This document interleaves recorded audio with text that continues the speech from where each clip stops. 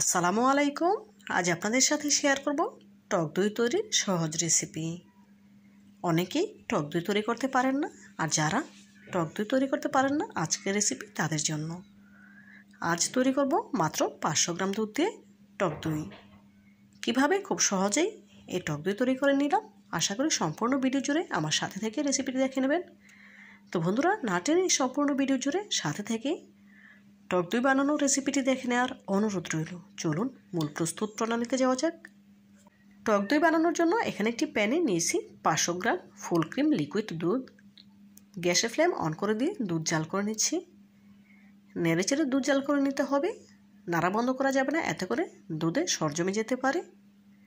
দুধে যখন সর জমে যাবে তখন দইটা অনেকটা দানা দানা হয়ে যাবে, খেতে ভালো লাগবে না। সেজন্য অনবরত নেড়েচেড়ে দুধ ভালোভাবে জাল করে নেব।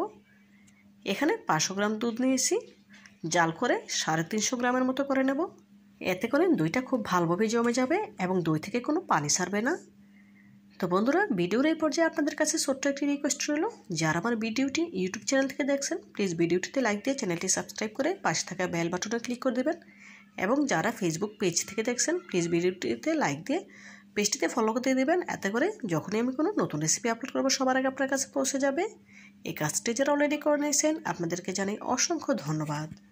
দেখুন বন্ধুরা, এই পর্যায়ে দুধ জাল করে প্রায় 350 গ্রামের মতো করে নিয়েছি। দেখেই বুঝতে পারছেন দুধ আমার জাল করা হয়ে গিয়েছে। দেখুন দুধের ঘনত্ব দেখেই বুঝতে পারছেন। এখন গ্যাসের ফ্লেম অফ করে দিয়ে দুধটা কিছু ঠান্ডা করে নেব।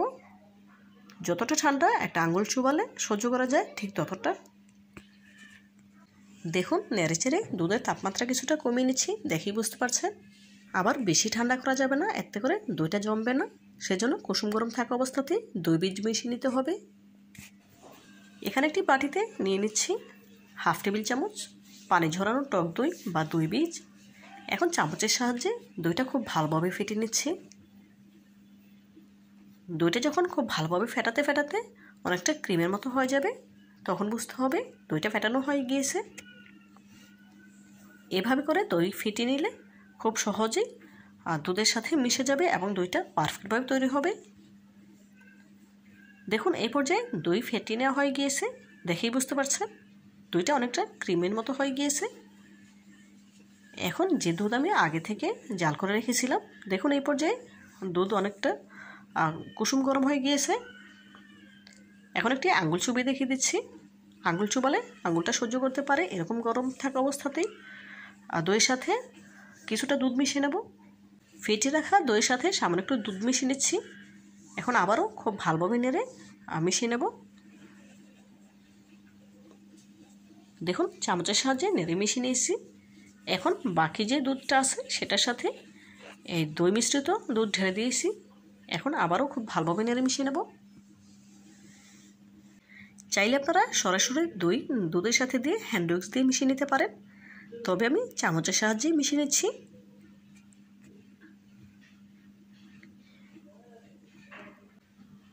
মিশিয়ে নেওয়া হয়ে গেলে যে পাত্রে দইটা সেট করব সেই পাত্রটা নিয়েছি। এখানে আমি একটি মাটির খোঁড়া নিয়েছি, দেখেই বুঝতে পারছেন খোঁড়াটা আগে থেকে খুব ভালোভাবে ধুয়ে পরিষ্কার করে শুকনো করে নিয়েছি। দুধ জাল করার সময় গ্যাসের সাইডে রেখে দিয়েছিলাম। এখন একটি কাঁথার উপরে দইয়ের পাত্রটা বসিয়ে তার উপরে ঢাকা দিয়ে দিলাম। এখন কাঁথা দিয়ে মুড়িয়ে নিচ্ছি। ফিরে আসছি 7 থেকে 8 ঘন্টা পর। যেহেতু এখন শীতকাল, দইটা জমতে একটু সময় লাগে, সেজন্য যদি গরমকাল হতো তাহলে 5-6 ঘন্টাতেই দইটা জমে যেত। এখন কাঁথা সরিয়ে ঢাকা তুলে নিয়েছি। 8 ঘন্টার মধ্যে দেখুন দইটা পারফেক্টভাবে জমে গিয়েছে, দেখেই বুঝতে পারছেন। একটু পানি জমে যায়নি, দেখেই বুঝতে পারছেন। এখন এই দইটাকে আপনাদের সাথে কেটে শেয়ার করব।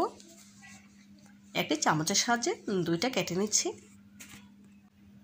দেখুন খুব সহজেই চামচের সাথে উঠে এসেছে। দইটা কতটা পারফেক্ট হয়েছে দেখেই বুঝতে পারছেন।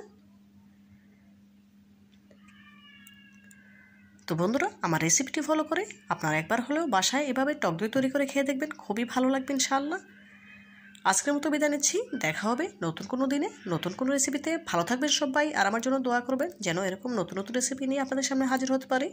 পরবর্তী ভিডিও দেখার আমন্ত্রণ জানিয়ে আজকের মতো বিদায় নিচ্ছি। আল্লাহ হাফেজ।